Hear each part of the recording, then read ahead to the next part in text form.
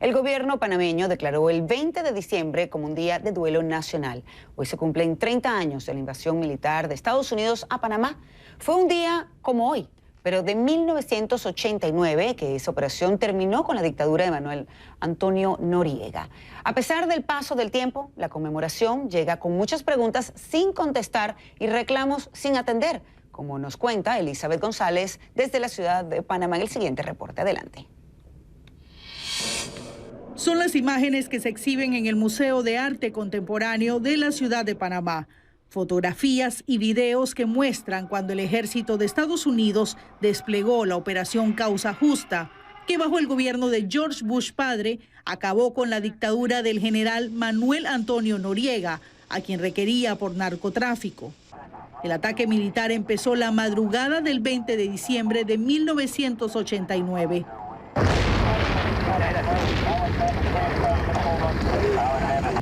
El comerciante Ricardo Mangravita vivió para contar que casi pierde una pierna bajo el ataque de tanquetas del ejército norteamericano, mientras protegía su negocio de los saqueos que se registraron.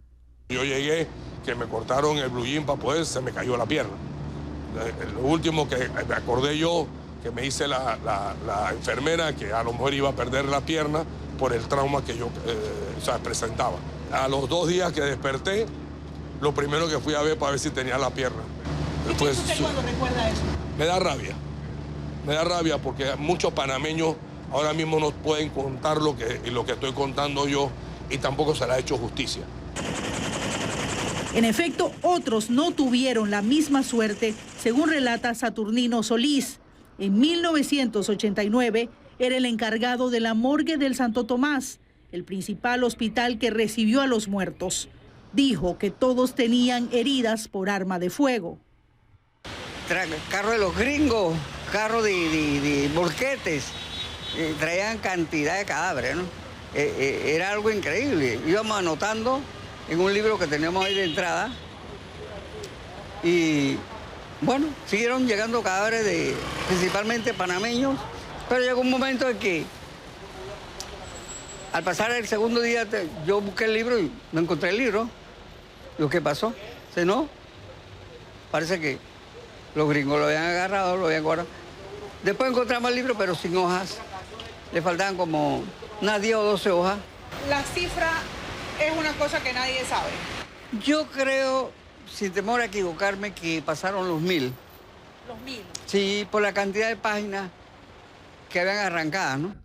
Juan Planels preside la Comisión 20 de diciembre de 1989, que desde hace 2 años y medio busca determinar, entre otras cosas, un estimado del número de muertos que hubo por la invasión, pero con casos documentados.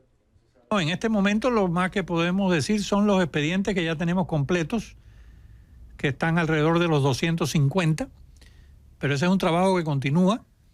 Cada día descubrimos nuevos casos, incluso algunos que no eran de conocimiento, se nos acercan gracias al trabajo de la comisión y vamos a ir completando ese expediente hasta tener una cifra que esté validada, que esté certificada y que no se preste a dudas.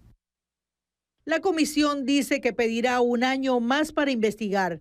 En enero se harán exhumaciones y justo al cumplirse 3 décadas, el gobierno acaba de declarar el 20 de diciembre Día de Duelo Nacional. Hasta el momento, por parte del gobierno de Estados Unidos, nunca hubo indemnización. Por ejemplo, heridos como Ricardo Mangravita presentaron reclamo, pero la respuesta fue que todo ocurrió durante un acto de guerra, del cual ahora se conmemoran 30 años. Para CNN, Elizabeth González, Ciudad de Panamá. Gracias, Elizabeth. Y para hablar de este tema, ahora le damos la bienvenida al doctor Arturo López Levy, profesor de Política y Relaciones Internacionales de la Holy Names University, que nos acompaña desde Oakland, California. Muchísimas gracias por acompañarnos, profesor. Y le pregunto, el gobierno de Panamá declaró el 20 de diciembre como un día de duelo nacional. Esto ha generado distintas reacciones a favor y en contra. Quiero saber qué opina usted. Mire, yo creo que es una decisión lógica porque hubo un número grande de víctimas panameñas como resultado de esta invasión. Ahora, esto es parte de un análisis de un evento muy complejo. Se trató sin lugar a dudas de un acto de guerra tomado como último recurso. Asimismo, incluso lo presentó el presidente Bush cuando él llamó a los líderes latinoamericanos con los que se comunicó para decirle a la 1 de la madrugada del 20 de diciembre de 1989 que se había iniciado la operación Causa Justa. Por una parte, como decía, la intervención es una violación del derecho internacional, el uso de la fuerza. Por otra parte, la situación en Panamá se había deteriorado bastante a raíz de las acciones del dictador Manuel Antonio Noriega, que insistió en desconocer las elecciones, insistió en desconocer el monitoreo electoral de varias organizaciones de gran prestigio, como fue el Centro Carter y el propio presidente Carter, que había ido a Panamá a monitorear las elecciones como se había acordado.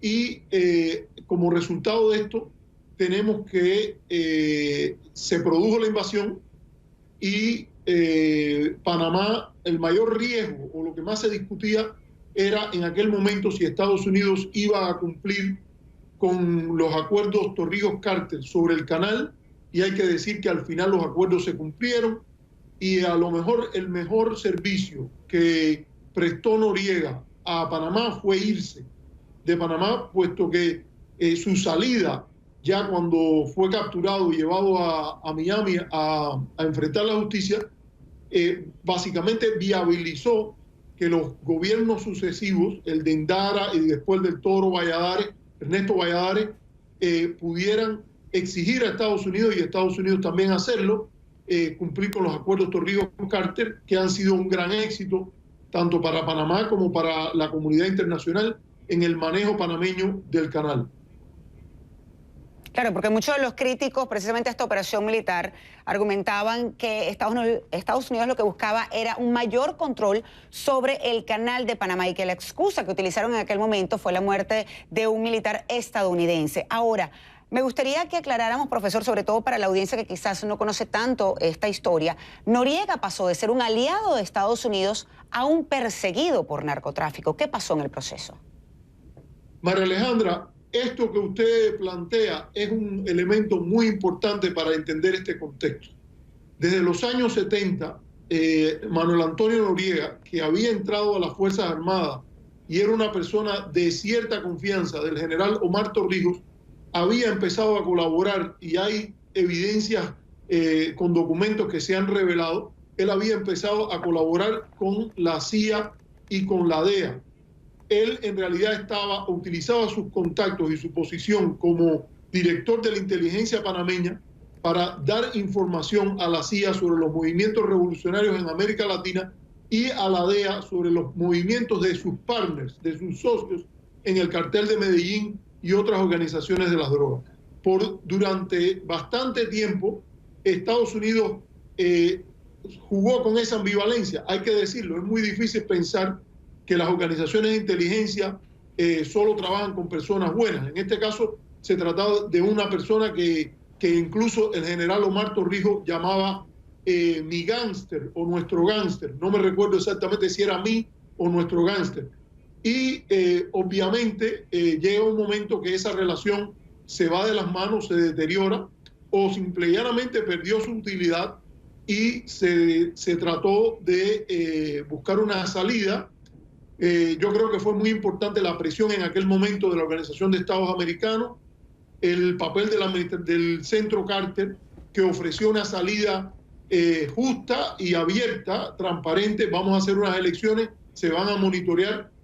Noriega había prácticamente destituido manu militari al presidente Nicolás Ardito Barletta en 1985, que había sido un presidente electo con justicia o de manera transparente y libre, democráticamente, prácticamente echado como hombre fuerte de Panamá, y eso complicó mucho la situación. Estamos viviendo la época de la Guerra Fría en Centroamérica, o el final de la Guerra Fría en Centroamérica, y había un sentir nacionalista muy fuerte de una parte de la población panameña, yo diría de una parte mayoritaria, que recordaba con cierta simpatía los logros del general Omar Torrijos pero veía muy mala representación en lo que Noriega estaba haciendo.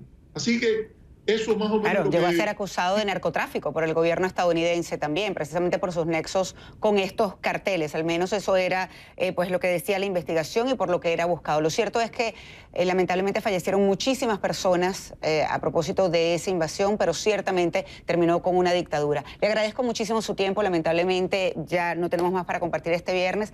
El doctor Arturo López Levy, profesor de Política y Relaciones Internacionales de la Holy Names University, quien nos acompaña desde Oakland, California. Muy buenas tardes para usted, profesor. Es un gusto, María Alejandra.